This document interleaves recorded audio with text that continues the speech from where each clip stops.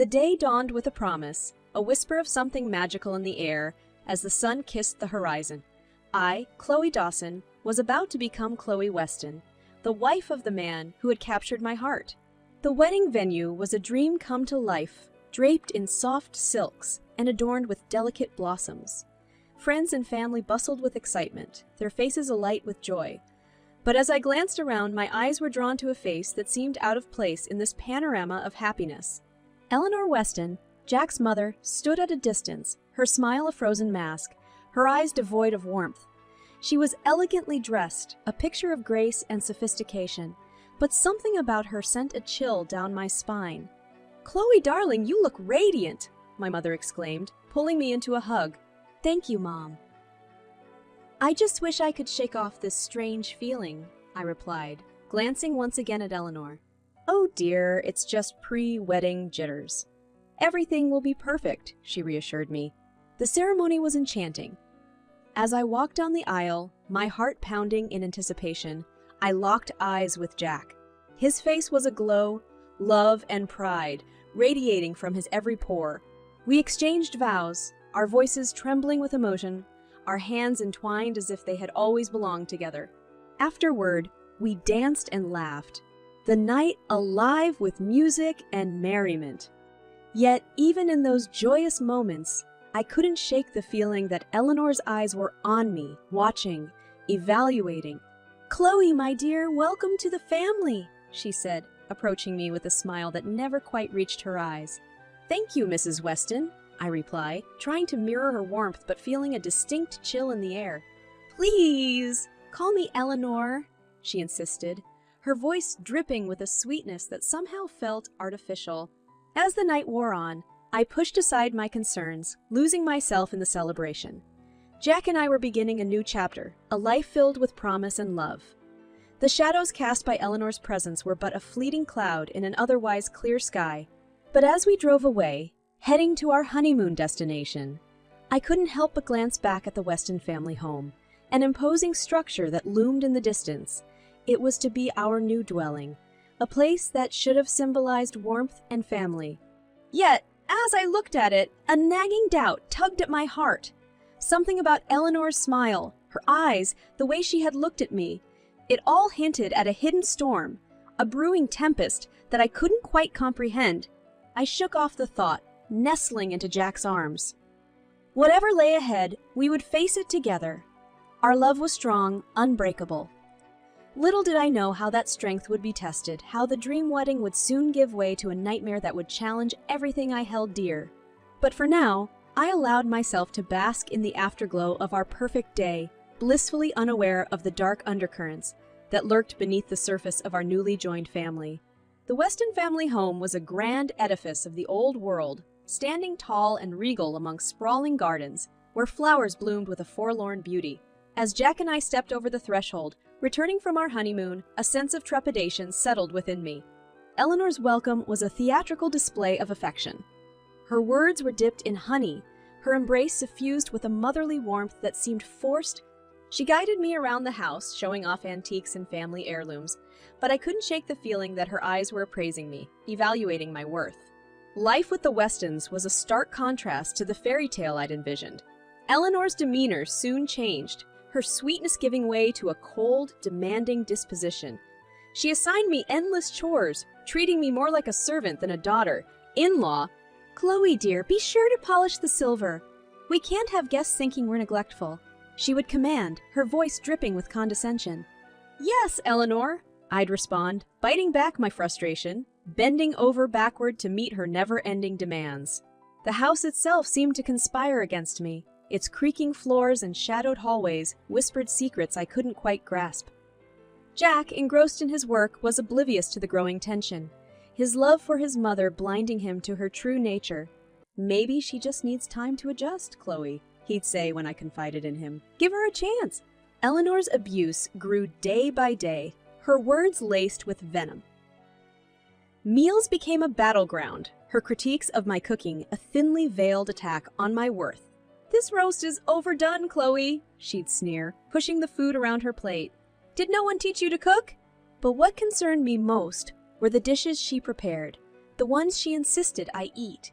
I couldn't put my finger on it, but I felt unwell after those meals, a lingering malaise that clouded my mind and sapped my strength. "You look pale, dear," Eleanor would observe, a hint of satisfaction in her eyes. "Perhaps you're not cut out for housework." I endured her scorn with a quiet dignity, my love for Jack fueling my resolve.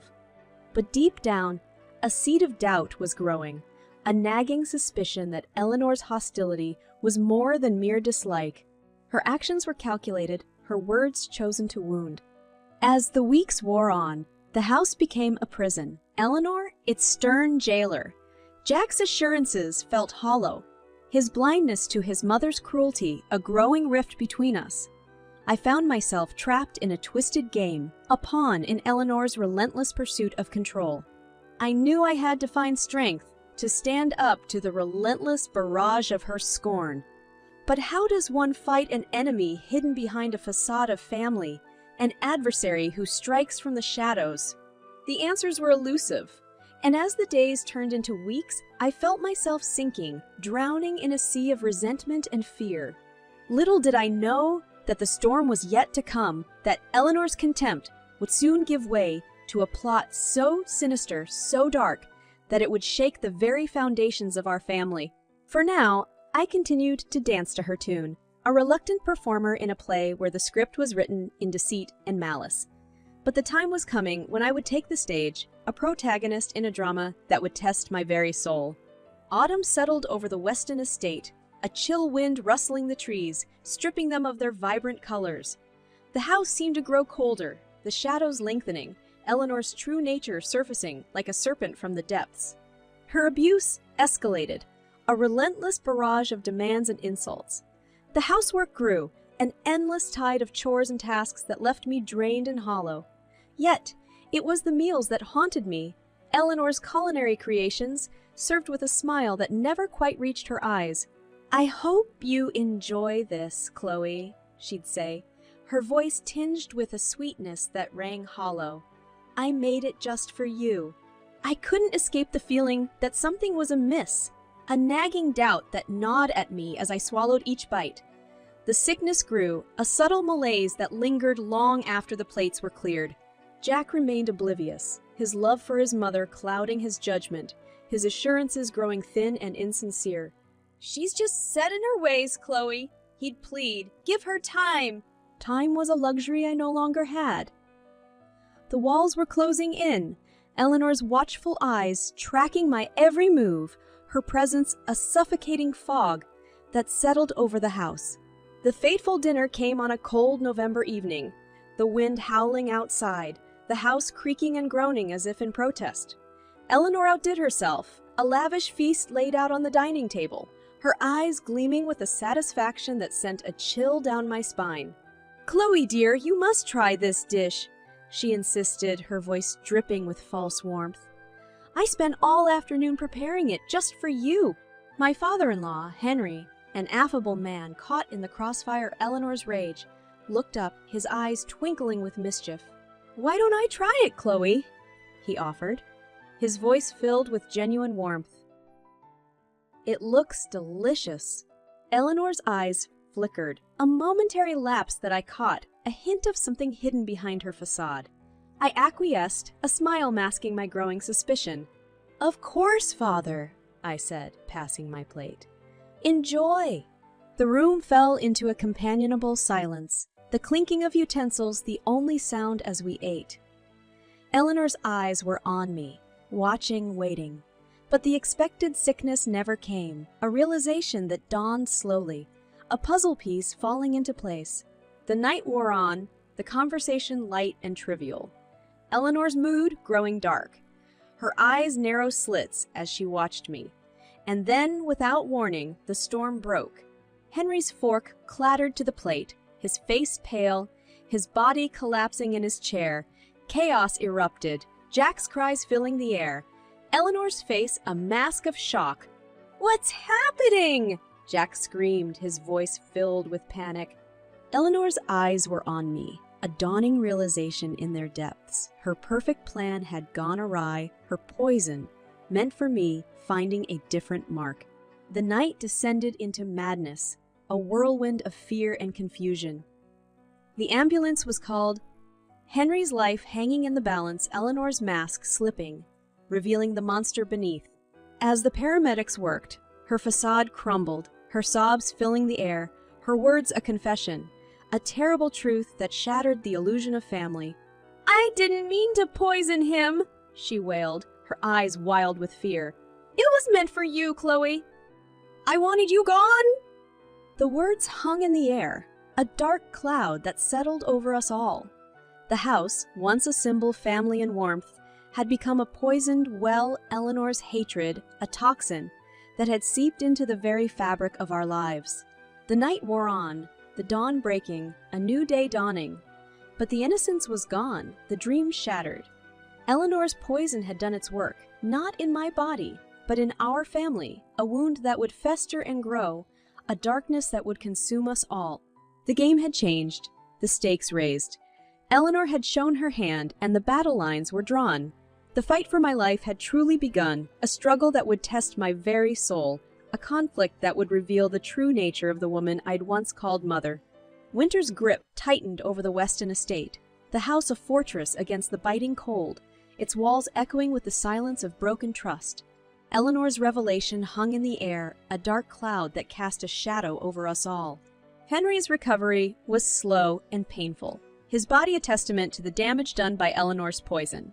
The man who had once been a pillar of strength was reduced to a frail shell, his eyes haunted by the betrayal of his wife. Eleanor's trial was a circus, the media descending upon us like vultures, eager to feast on the sordid details of our family drama.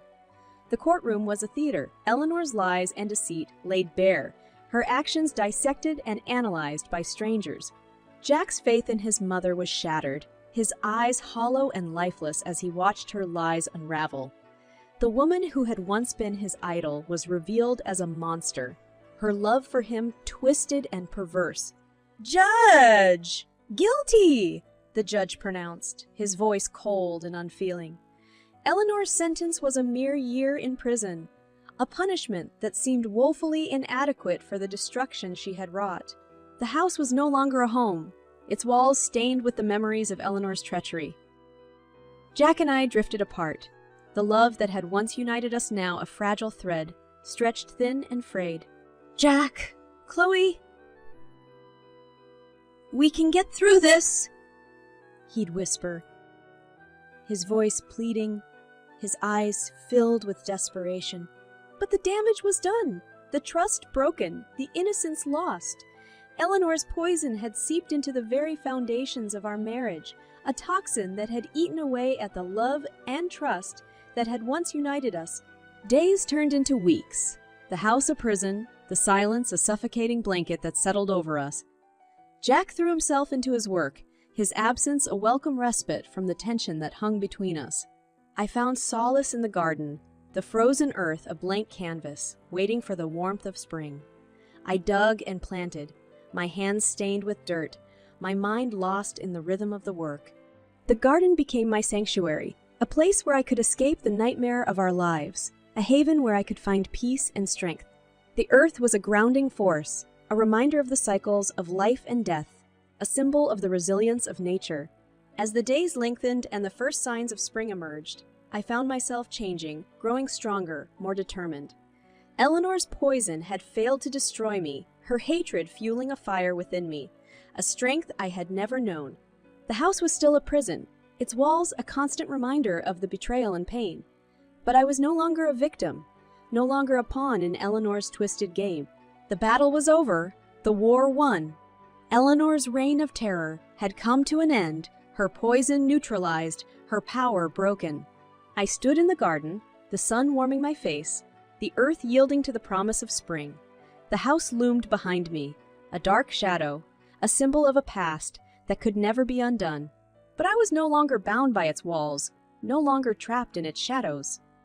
I was free, the poison purged, the wound healed. Eleanor had tried to destroy me, her hatred a toxin that had threatened to consume me. But I had survived, my strength a testament to the resilience of the human spirit. The house was a relic, a monument to a time and place that no longer existed. But the garden was a promise, a symbol of hope and renewal, a reminder that life goes on, that even in the darkest of times, there is beauty and grace. I turned my back on the house, my eyes fixed on the horizon, my heart filled with hope. The future was uncertain, the path uncharted. But I was ready, my soul cleansed, my spirit strong. Eleanor's poison had failed, her hatred defeated. I was free, the chains broken, the nightmare over. The garden was my sanctuary, my haven, my future. I stepped into the sunlight, the warmth a gentle embrace, the earth a grounding force. The past was behind me, the future a blank canvas, waiting to be painted with the colors of my choosing. Eleanor's poison was gone, her power broken, her reign of terror at an end. I was free, my soul cleansed, my spirit strong. The garden was my sanctuary, my haven, my future, and I was ready to embrace the promise of a new beginning, the hope of a brighter tomorrow. Spring blossomed with tender mercy, yet the garden's transformation seemed a paradox, bright and hopeful against the somber gray of the Weston estate. The contrast was sharp, almost mocking the renewed growth where a poisonous root had once struck. As the days grew warmer, so did my resolve to move on. The house, with its twisted memories, could no longer be my home. It was time for a fresh start, a new journey, unburdened by the shadows of Eleanor's malevolence. Jack and I faced an inevitable conversation, a moment we had both silently dreaded. Our love had been the casualty of Eleanor's wickedness, and though it pained me, I knew that our paths had diverged. We sat in the once cherished living room, a place where we had shared dreams and whispered sweet promises. Now, it only echoed the solemnity of our ending. "Chloe," Jack began, his voice trembling with suppressed emotion, "I want to fight for us. I know we can overcome this." His words were sincere, but the truth in my heart was unyielding. "Jack, we've been through so much, but Eleanor's poison has seeped into everything. It's changed us both. But we can heal," he insisted, desperation in his eyes. "We can rebuild." I reached out, taking his hand, feeling the warmth that had once been my comfort. "Jack, some things can't be mended. We need to find our own paths, heal in our own ways. I love you, but I need to let go." Tears welled in his eyes, and the silence that followed was filled with the weight of a shared history, now closing its final chapter. Days turned into weeks, filled with the practicalities of separation. Lawyers were consulted, papers signed, and the house sold. The place that had once been a symbol of our love was dismantled, piece by piece, each room echoing the ghost of what had been. The garden remained my solace, my connection to something pure and untainted. It was in this sanctuary that I found the strength to look ahead, to envision a life beyond the walls of the Weston estate. The day I left, the house stood quiet and unassuming, stripped of its power, reduced to bricks and mortar. I looked back one last time, not with regret, but with a sense of closure. My new beginning was a small cottage in a distant town, a place where no one knew my name or my story. It was a fresh canvas, waiting to be filled with dreams and hopes untouched by the scars of the past. In my garden, I planted anew, each seed a symbol of rebirth, each bloom a testament to resilience. I nurtured the earth, and in return it nurtured the earth, and in return it nurtured me, healing the wounds that Eleanor's poison had inflicted. Letters from Jack arrived, filled with updates and well wishes. His words were warm, a gentle reminder of the love that had once been, but the letters gradually grew infrequent, our lives moving in different directions, the bond of marriage replaced by the cordiality of distant friends. As for Eleanor, her name became a forbidden word, her presence a dark chapter forever closed. Her punishment had been legal, but her true sentence was the loss of her family, the ruin of her own making. Time moved on, relentless in its march, indifferent to the drama and pain of human lives. The seasons changed, and the garden flourished, a living testament to the cycles of life, death, and renewal. I found peace in my solitude, contentment in my garden, and joy in simple pleasures. The poison had been purged, the nightmare ended. Eleanor's shadow was a fading memory, her power over me forever broken. In the stillness of a spring morning, I stood in my garden, the scent of blossoms in the air, the song of birds, a gentle serenade. The past was behind me, its lessons learned, its pain healed. I was ready for a new chapter, a new journey, a life unburdened by revenge and hatred. I had survived Eleanor's poison, and in doing so, I had discovered a strength and resilience I never knew I possessed. The garden was my sanctuary, my haven, my future. It was a symbol of hope, a reminder that even in the darkest of times, life finds a way, that beauty and grace endure. I was free, my soul cleansed, my spirit strong. The promise of a new beginning beckoned,